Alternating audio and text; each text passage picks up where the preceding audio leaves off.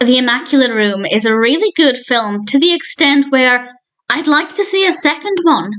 There is one thing that happens in this that I think is ridiculously handled. It's very unbelievable. I don't think they responded in the right way, and it didn't ruin the film for me, but it did really irritate me. So I will, towards the end, with a spoiler warning, mention what that is, but for the most part, this is going to be spoiler-free. The film was released in 2022.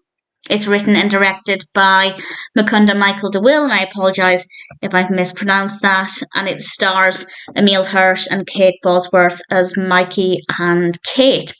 And the premise is quite simple.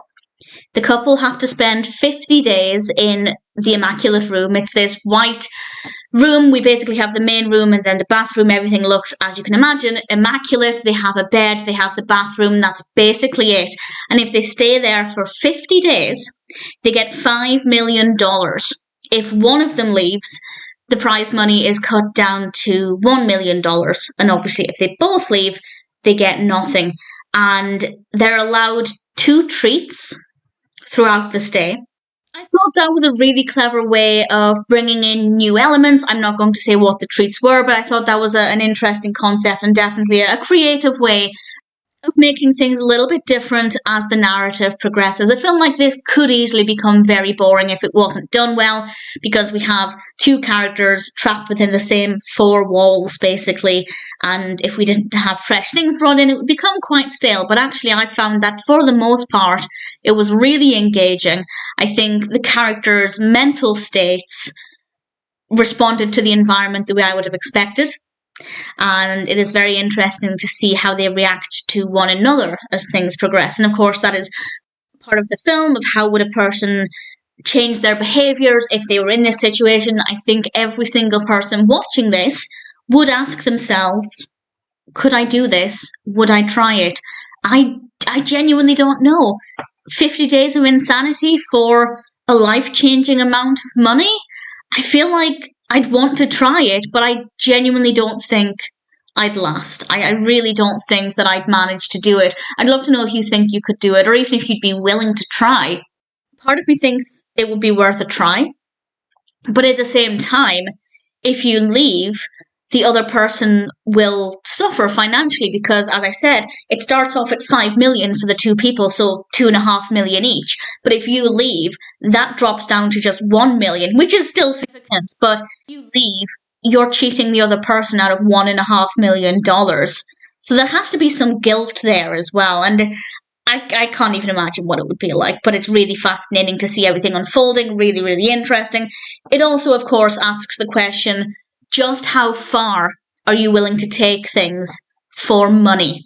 How important is money when you're weighing it up against everything else in your life? And I can't really expand on that without giving any spoilers, but obviously that's such an important topic, and I think we'd all like to say, well, nothing's more important than money. But if you were in this room, and let's say you got down to the last couple of days, and your mental health was suffering, and in fact something happened in this film that I thought was really fascinating, and it's a spoiler, so I'll discuss that in a moment, but it does beg the question of, sometimes if you're put in this situation, money might seem like the be-all and end-all, and it's just so fascinating. It raises so many really interesting questions, and it's done in a way that's really engaging.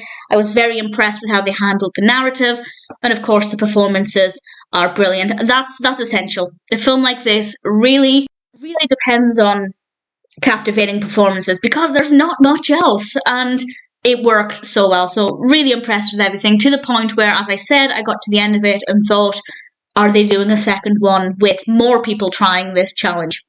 From what I can see, there's no information about that, but I hope they do, because I think it would be really fun to see what they did with it a second time. So thoroughly recommend it. I will now, with a huge spoiler warning, talk about one thing that really irritated me because I didn't believe it, and I'll talk about something that I thought was really well done and really interesting. So the thing that irritated me was when they found the gun. The house had planted this here. The house are trying to make them go out of their mind or get into difficult situations, of course, to further test them. And all they did was put the gun under, I think it was under the bed. That, to me, is not realistic.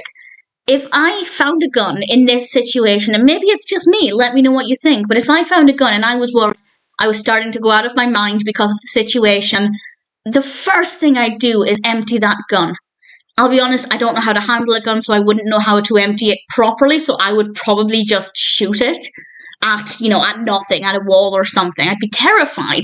But if I was scared that the situation would make me potentially risk getting hurt or hurting somebody or hurting myself, I wouldn't leave the gun loaded. That's such a stupid thing to do, and I feel like the characters, bearing in mind this was relatively early on in the film, and I feel like if they were so scared of the gun or what it could do that they just hid it under the bed, why didn't they empty it? That seems like a sensible thing to do to completely remove the risk of anything accidentally happening. Obviously, they could reload it, but that takes a little bit more thinking. So I didn't believe their actions there, and it kind of ruined it for me just for a little bit because I thought it was a tremendous oversight with character behaviours. Maybe I'm wrong. Maybe I'm the only one who would do that and everybody else would just immediately throw it under the bed. But if there's a loaded weapon, the safest thing you can do is to unload it. I'm not a gun expert, but I'm pretty sure that that's the truth. However, on the flip side, we have something that I thought was amazing. This is the bit where Mikey, hurts himself. He hits his head. And they are so close to the end of the 50 days now. And Mikey says they need medical assistance. And Kate said, no, we're almost there. It's fine. And she puts, a jumper on his head to stop the bleeding. And it generally looks okay. But Mikey asked her, how far were you willing to go? If I had passed out, how long would you wait before getting medical assistance? Apparently it's in their contract that they're not allowed medical assistance or something like that. We were told that they're not allowed that, otherwise it would be just the same as leaving the room. And I think that was really interesting because I think we'd all like to say we'd just get medical assistance. If our loved one was on the floor bleeding, we wouldn't think about the money, we'd go and get help. But if you've been in there for, I don't know how long it was, but let's say 40-something days, and you're this close to a life-changing amount of money, and you're already going out of your mind, would you give up all of that pain and agony? Again, I'd like to say we'd all say yes, absolutely, of course we would. But as we see with Kate, she was basically in favour of letting Mikey just deal with the pain and the bleeding because they were so close to the finish line. And as Mikey said, if I'd passed out, how long would you wait for me to be revived before getting medical help? And I think that that's really fascinating. And again, I would like to think every single person would say medical help is more important than $5 million. But how many people would think, well, we're so close to $5 million, you're probably not going to die as a result of that injury. Let's just hope for the best. And I think that that's really important, a thing to kind of think about, because here we see two different sides. Mikey is realizing the money's not worth it, and Kate thinks that actually winning that money is, in that moment, the most important thing to her. And I thought that was really fascinating. That, to me, was probably one of the most thought-provoking moments in the entire film. Because where do you draw the line? If he had a paper cut, I'd say, yeah, let's just not go and get medical assistance. You're going to be fine. But where do you draw the line? At what point does an injury become serious enough that you're willing to risk $5 million? Or I guess at least dropping it down to $1 million if she didn't decide to go with Mikey to get medical assistance. And definitely very thought-provoking. Really thoroughly enjoyed the film. The issue with the gun aside, I thought it was fantastically well done. I'd love to see a second one with a second set of people. At the very end of the film, we do have the new couple coming in, if you like. And I don't know if they did that because they were maybe planning on doing a sequel, depending on how well this performed. I'd absolutely love to see that. And needless to say, I'm glad I watched The Immaculate Room, really thoroughly enjoyed it, and thoroughly recommend it.